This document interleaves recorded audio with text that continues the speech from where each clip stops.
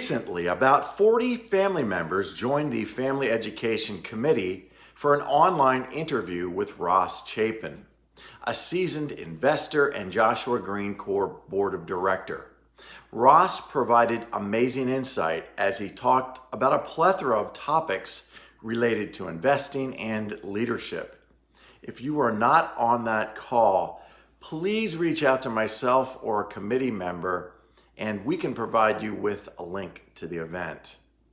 Now, one thing that Ross mentioned is his propensity towards investing in index funds.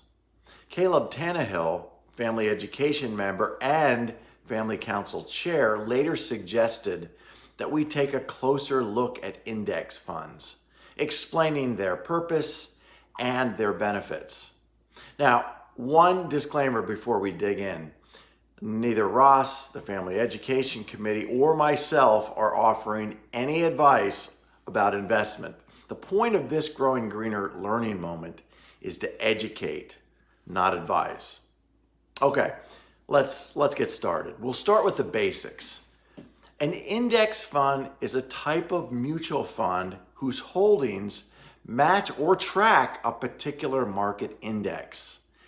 It's hands-off, and investors could build a diversified portfolio with the potential of earning solid returns using mostly this type of investment.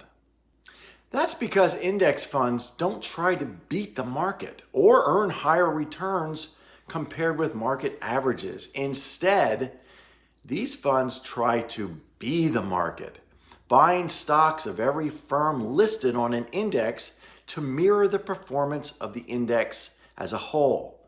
Look at it this way. Owning a stock is like owning a cow. Owning an index fund is like owning the herd. With one cow, you have to worry about that cow dying of disease or falling into a ravine or getting struck by lightning or getting lost. But the likelihood of losing a whole herd to something is pretty small. Active managers are the ranchers, dividends are the milk you'll enjoy periodically. Investors like index funds because they offer immediate diversification. With one purchase, investors can own a wide swath of companies.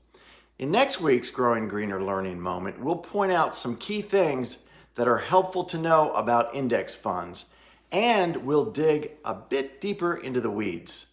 Until then, be well.